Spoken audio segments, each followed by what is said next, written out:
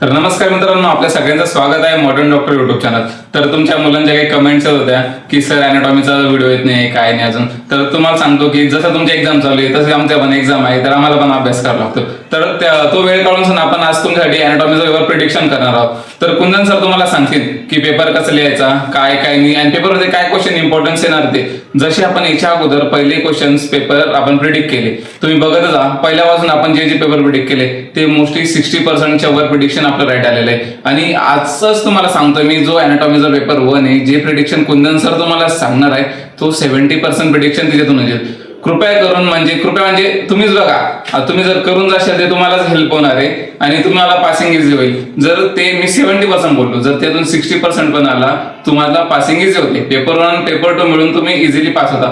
Syllabus खूप vast आहे, आपण पेपर प्रिडिक्ट नाही करू शकत. 3 क्वेश्चन बाहेरून येणारच आहे. 3 क्वेश्चन न सांगता म्हणजे ते एक्स्ट्रा ऑर्डिनरी असे क्वेश्चन येणारच आहे. पण बाकीचा जो पेपर आहे तो आपल्या प्रिडिक्शन मधून येणार आहे, याची आपण गॅरंटी घेत आहोत. तर तुम्ही नक्कीच हा पेपर प्रिडिक्शन बघून जा. तर मित्रांनो, आज आपण बघणार आहोत अॅनाटॉमी पेपर 1चा प्रिडिक्शन. तर फर्स्ट चॅप्टर मधून तुम्हाला काय येऊ शकते? षडंग शारीर हा इम्पॉर्टंट टॉपिक आहे. मृत शरीर संशोधन एवं संरक्षण म्हणजे मृत संशोधन. त्यानंतर अंग प्रत्यंग संख्या किती आहे ते MCQ साठी तुम्हाला विचारू शकता. नंतर शरीर आणि शारीरमध्ये डिफरन्स काय, त्याचा श्लोकनुसार श्लोक पण लिहा, ते इम्पॉर्टंट आहे. सेकंड चॅप्टर मधलं तुम्हाला इम्पॉर्टंट आहे पुढच्या कंडारा आणि नंतर अस्थिसंघात. त्यानंतर थर्ड चॅप्टर मधून तुम्हाला इम्पॉर्टंट आहे गर्भाची व्याख्या, शुक्र व आर्थो, स्पर्म आणि ओव्हम मध्ये डिफरन्सिएशन, डायग्राम काढायचे याच्या. त्यानंतर बीज भाग अवयव हे MCQ साठी येणार तुम्हाला.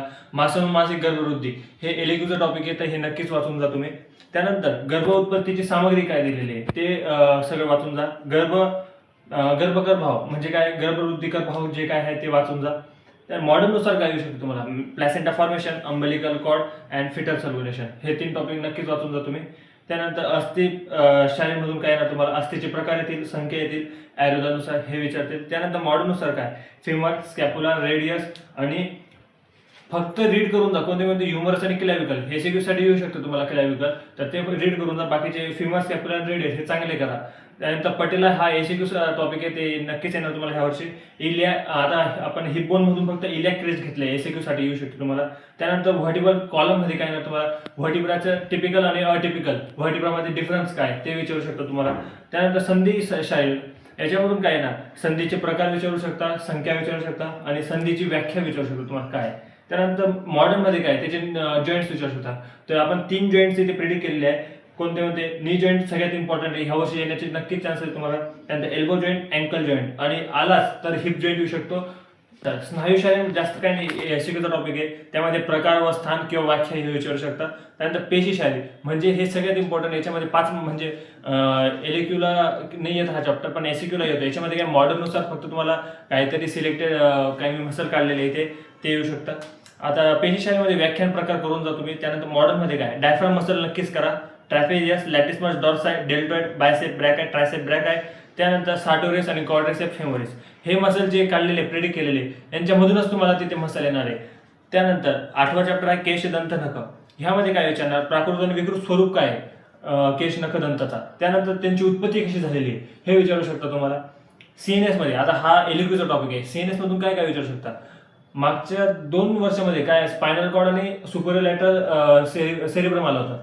तर ह्या वर्षी तुम्हाला 100% चान्स आहे सेरिबलमचे. सेरिबलमवर जास्त भार द्या, सेरिबलम येण्याचे चान्सेस आहे तुम्हाला. त्यानंतर मेडुला MCQ साठी येऊ शकतो, फक्त वरच्यावर वाचून जा. मेनिंजेस पण MCQचा टॉपिक आहे, हे पण वरच्यावर रीड करू फक्त. त्यानंतर CSF येण्याचे चान्सेस आहे. CSF ब्रॅकेल प्लेक्झिस आणि आलंच तर ॲक्झिलरी आर्टरी ॲक्झिला हे पण वाचून जा. आणि सर्क्युलोपोलिस म्हणजे हे काय, ब्लड सर्क्युलेशन ऑफ ब्रेन हे सर्क्युलोपोलिस येईल तुम्हाला, असं काय सांगू शकत की येणार की नाही, पण वाचून जा.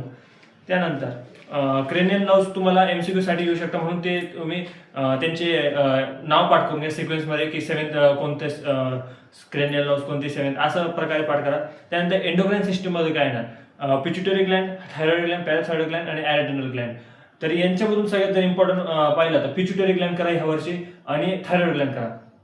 त्यानंतर लिम्फॅटिक सिस्टम मधून काय येणार? थोरॅसिक डक्ट वाचा आणि स्प्लीन पण वाचून ठेवा. असं नका करा की पेपर 2ला येणार, पेपर 1ला पण येऊ शकते, स्प्लीन वाचून ठेवा.